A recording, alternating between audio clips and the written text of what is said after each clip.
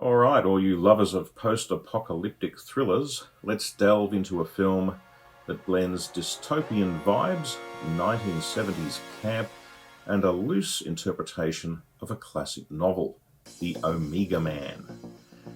Yes, the one with Charlton Heston battling creepy albino mutants in an eerily deserted Los Angeles.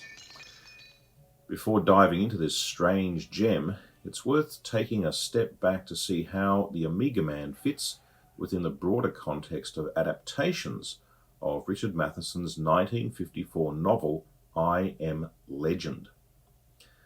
This movie is, in fact, the middle child of three major film adaptations, each taking its own creative liberties with Matheson's original novel.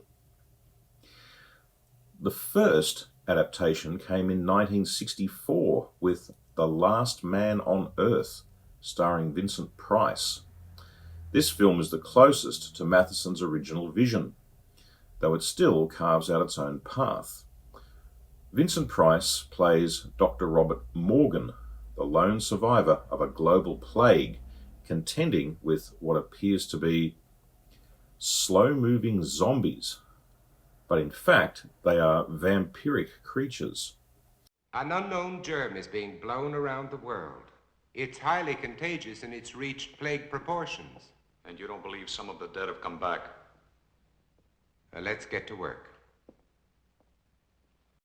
While this movie retains much of the existential dread that defines the novel, it stops short of fully embracing Matheson's powerful twist at the end.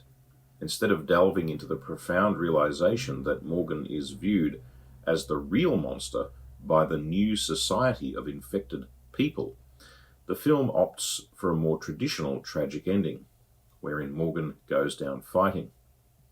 The existential horror of being the legend in a new world of infected humans is hinted at, but never fully realized.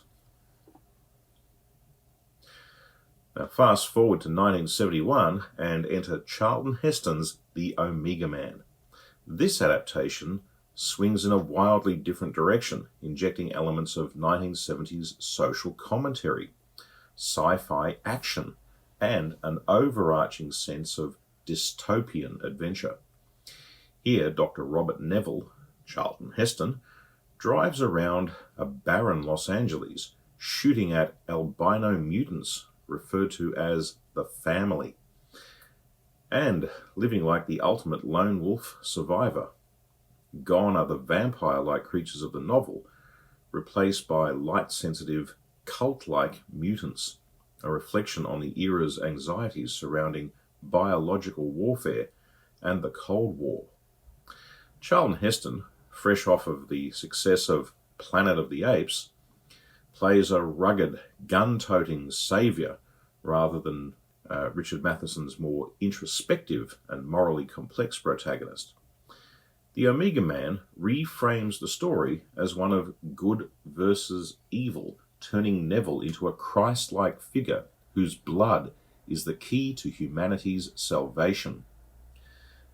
The deep existential themes from Matheson's novel are replaced by a focus on action and a sense of hope, with the film ending in a heroic sacrifice that ensures humanity's survival. It's more a salvation story than a philosophical musing on the nature of monsters and legends. In 2007, Will Smith took on the role of Robert Neville in I Am Legend, likely the most well-known of the three adaptations now. This version brings the horror and emotional isolation to the forefront, with Smith delivering a heartfelt performance as a man haunted by the weight of being one of the last survivors.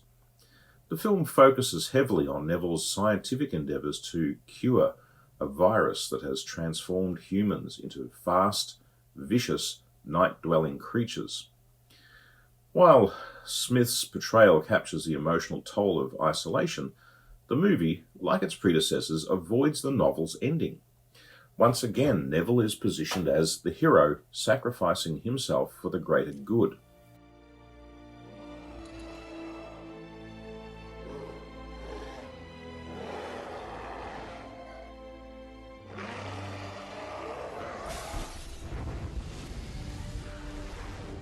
Interestingly, there is an alternative ending in which the creatures are shown to be sentient beings with their own society, which more closely resembles Matheson's conclusion.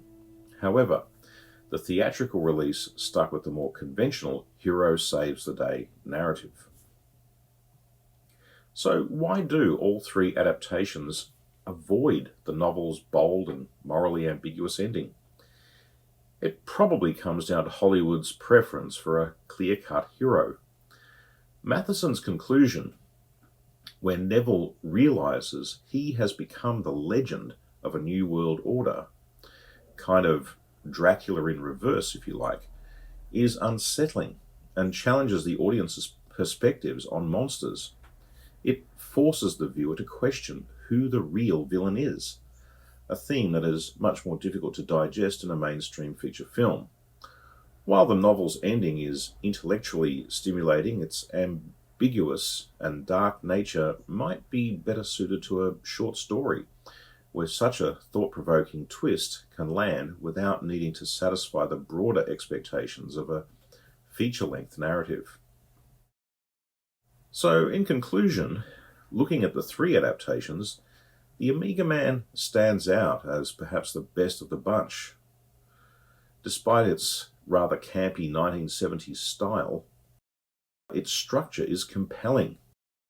It borrows much from the philosophical and atmospheric bent of the Twilight Zone, with a storyline that incorporates social and political commentary about technology, war, and human evolution. Most notably, it offers the best ending of the three adaptations by transforming Neville into a Christ-like figure who sacrifices himself for the future of humanity. It leaves a lasting emotional and narrative impact that the other films sort of lack. So Matheson's novel remains clever and groundbreaking as a piece of fiction, but maybe its ending isn't quite good enough or right enough for a movie. It may not have even been exactly right for a novel, as I say, more for a short story, which just has a really clever and thought-provoking twist at the end.